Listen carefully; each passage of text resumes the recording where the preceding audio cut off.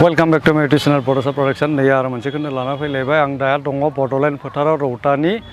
नोंथांमोना नायबाय था आं गिबि खेबनि थाखाय बे बड'लेण्ड फोथाराव हाबबाय दिनै 27 जानुवारि 2023 आरो नैया गाहाय दरखङा बेनो जोंहा बड'लेण्ड फोथारनि आरो बे बड'लेण्ड फोथारनिफ्रायनो बड'फा उपेन्द्रनाथ ब्रह्मआ 1982 मायथाइयाव गिबि खेबनि थाखाय फोसावदोंमोन आलादा बड'लेण्ड रायजो दाबिनानै बै समावनो 1982 मायथाइयाव अब्ला आङो उन्दै खुदियामोन दा बे फोथारनिफ्रायनो दिनै फिन मोनसे मैयायो 26 जानुवारि 2023 आसामनि गिबि मन्त्रि हिमन्त बिश्व शर्माया जा मोनसे फोसावबाय बे जोबोर गोजोननाय बाथ्रा आरो बेनिफ्राय जा मोनसे 1982 मायथाइयाव फोसावदोंमोन बै 1982 मायथाइयाव फोसावनायनि फिथाइ मुंख्लं जालांनायफोरनि फिथाइ आरो BSc BTEDनि उनाव BTRखौ मोननो हाबाय आरो बेवहाय नैया फिन जाना थांगासिनो दङ 52थि अल बड' स्टुडेन्टस इउनियन दुलाराय बर' फरायसा आफादनि 52थि बोसोरसालिया जथुम्मा रौतानि बड'लेण्ड फोथाराव नोंथांमोना नायबाय थाब्लानो जाबाय नैया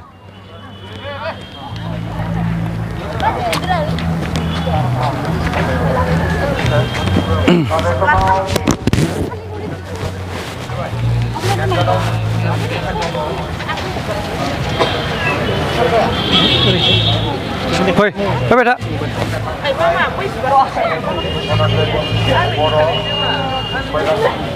नै बेफोरखौ एसे दिन्थिना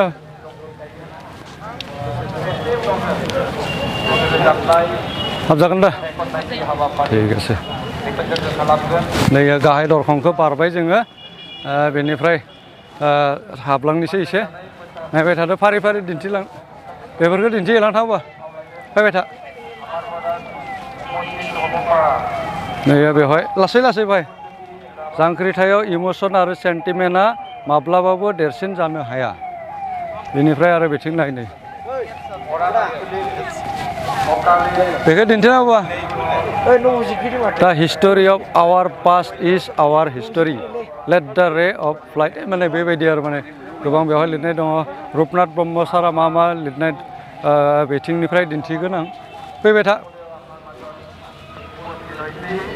फैबाय थाब्लानो जाबाय नै लिभ एन्ड लेट लाइफ थां आरो थांना थानो हो ओंथिया फै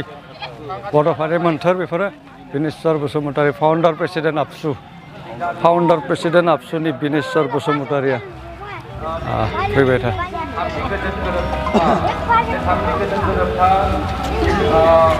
फै माहाय स्पिड फै जेबो ना गागि नेता उरखावग्रा ब्रह्म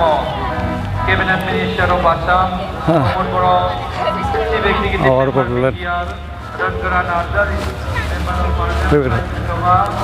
आरो मिनिस्टार बसुमतारी बड'लेण्ड फोथारनि सावगारिखौ नोंथांमोना नुगासिनो दङ नै बड'लेण्ड फोथाराव जोबोर समायना दिनै नैथि सान 26, 27, 28, 29 खालि जोबथा आरो दिनै नैथि सानाव आं नैया बेवहाय दंफैयो नोंथांमोना नुगासिनो दं आरो हारियाव बिरहोनाय हाबाफारियाव बिटिआरनि लेङाइ मावफुं सोद्रोमा गबिन्द चन्द्र बसुमतारी फैबाय था नै Saikhong Basumatary MCLA Anjalu Basumatary ex general secretary NDP Ranjit Basumatary M BTR Sanjay Sargiary MCLA Anjalu Daimary adviser बर' मेन्टेल कलास नाइजाल वारि एक्सएलएसि आरो गासैबो एमएलए आरो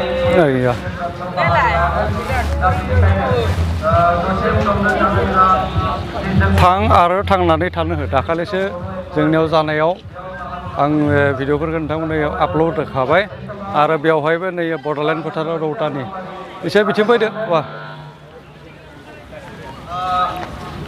पार्किं प्लेस आरो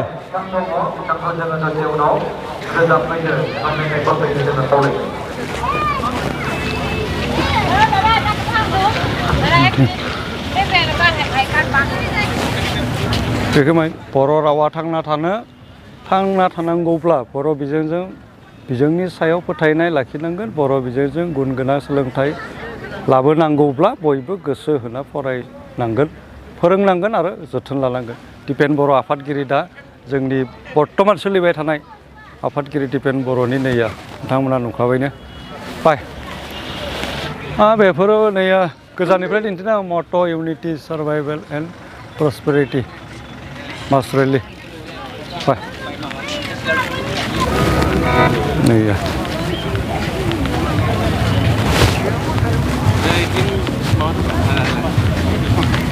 गाहाय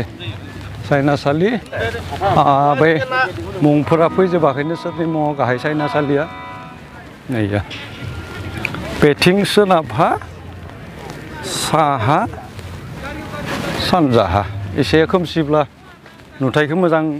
मोनगोन एसे खोमसिसिम थागोन जिहेतु दैया आरो बेवहाय मेथाइ दोंसे रोजाबनो नागिरदों सोर रोजाबगोन आं खोनास्लाबासै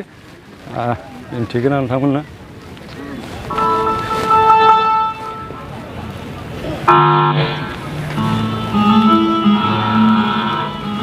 गाहाय सायनासालि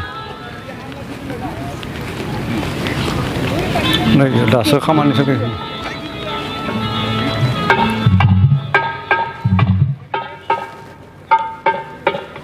स्टेजनि मोखाङाव थांनानै एसे दिन्थिहैनि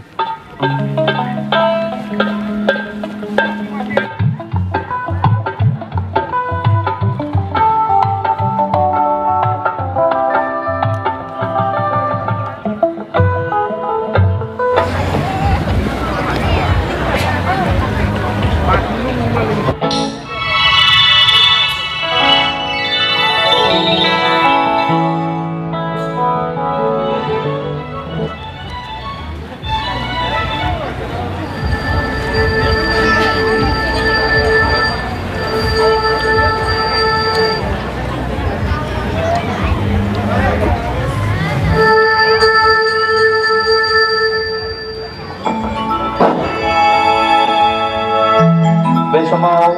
जोंजों लोगोसे जाखांफुनाय मेथाइ खनगिरि फंबाय देरगादाव बसुमतारी दैमारि बिथाङा दङ आरो बे समाव बिथां फंबाय देरगादाव दैमारिखौ जोंनि बे हाबाफारियाव मेथाइखौ खनफैनो थाखाय आं गुरै खावलायबाय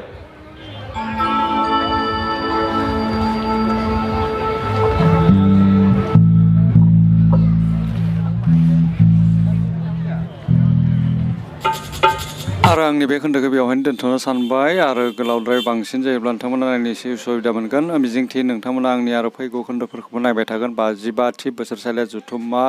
दुलाराय बर' फरायसा खौसे आफाद रौता बड'लेण्ड फोथाराव नायबाय थाब्लानो जाबाय।